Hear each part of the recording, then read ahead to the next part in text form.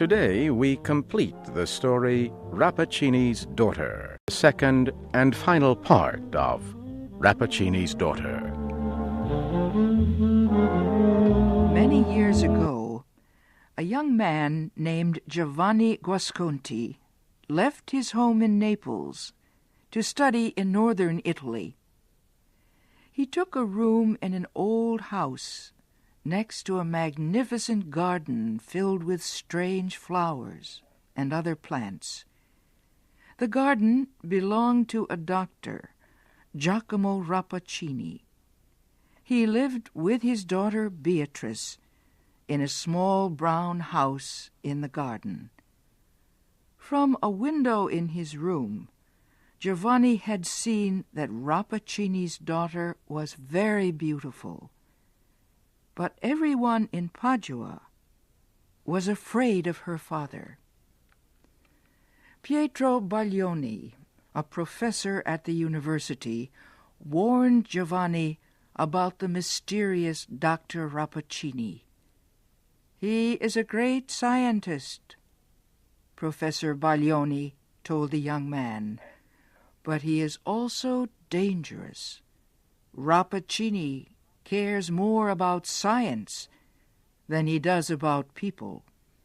He has created many terrible poisons from the plants in his garden." One day, Giovanni found a secret entrance to Rappaccini's garden. He went in. The plants all seemed wild and unnatural. Giovanni realized that Rappaccini must have created these strange and terrible flowers through his experiments. Suddenly, Rappaccini's daughter came into the garden. She moved quickly among the flowers until she reached him. Giovanni apologized for coming into the garden without an invitation, but Beatrice smiled at him and made him feel welcome. "I see you love flowers," she said, "and so you have come to take a closer look at my father's rare collection." While she spoke, Giovanni noticed a perfume in the air around her. He wasn't sure if this wonderful smell came from the flowers or from her breath. She asked him about his home and his family. She told him she had spent her life in this garden. Giovanni felt as if he were talking to a very small child. Her spirit sparkled like clear water.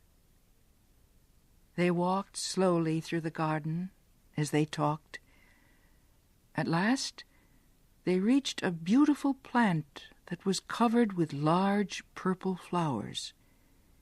He realized that the perfume from those flowers was like the perfume of Beatrice's breath, but much stronger. The young man reached out to break off one of the purple flowers, but Beatrice gave a scream that went through his heart like a knife. She caught his hand and pulled it away from the plant with all her strength. "Don't ever touch those flowers," she cried. "They will take your life." Hiding her face, she ran into the house.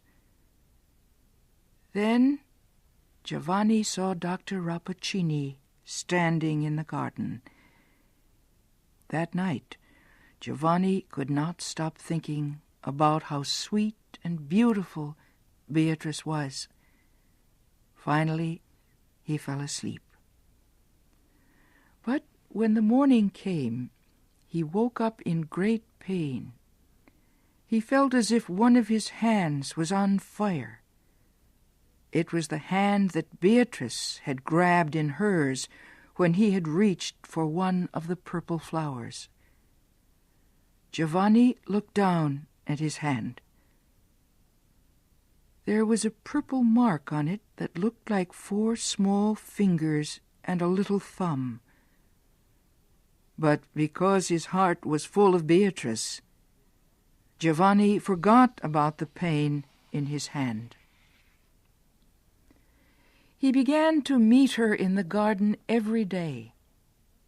At last, she told him that she loved him, but she would never let him kiss her or even hold her hand. One morning, several weeks later, Professor Baglioni visited Giovanni. "I was worried about you," the older man said.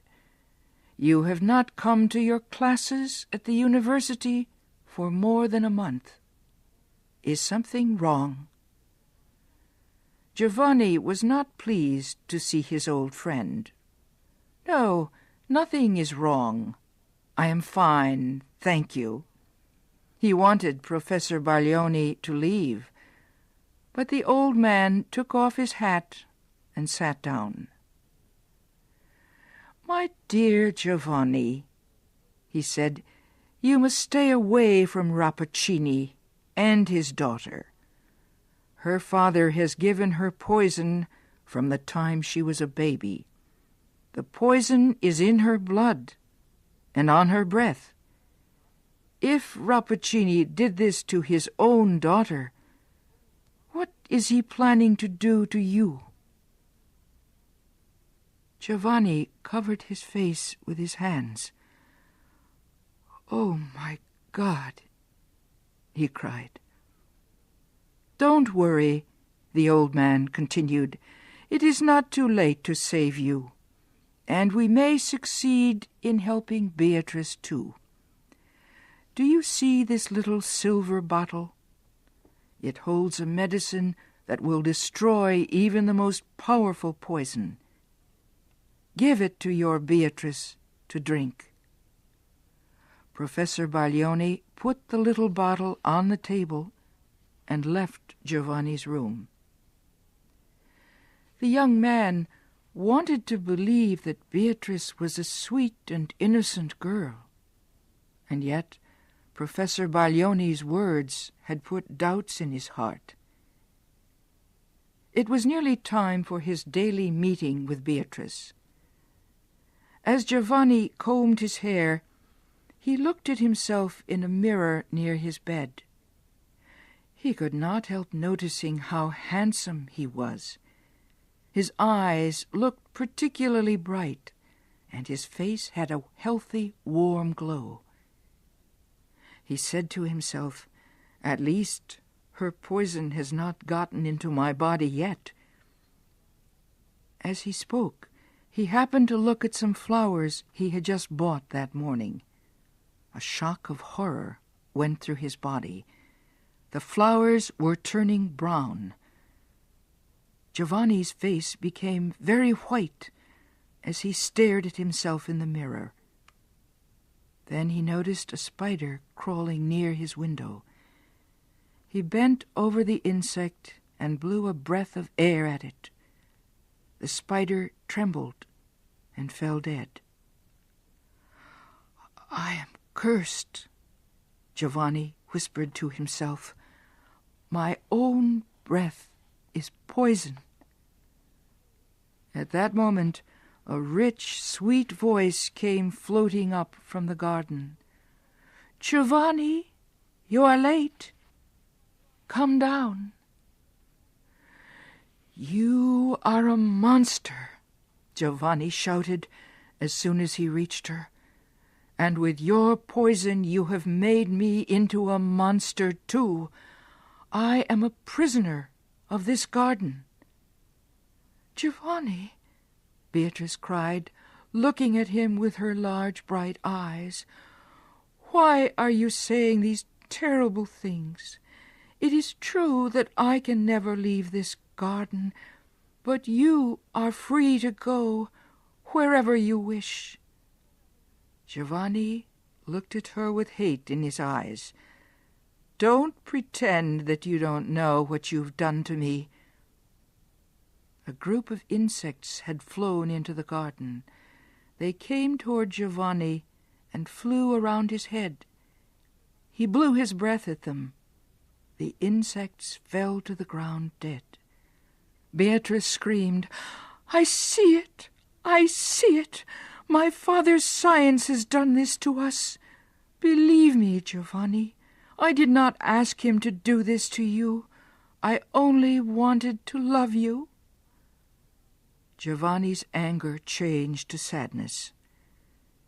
Then he remembered the medicine that Professor Baglioni had given him. Perhaps the medicine would destroy the poison in their bodies and help them to become normal again. "Dear Beatrice," he said, "our fate is not so terrible."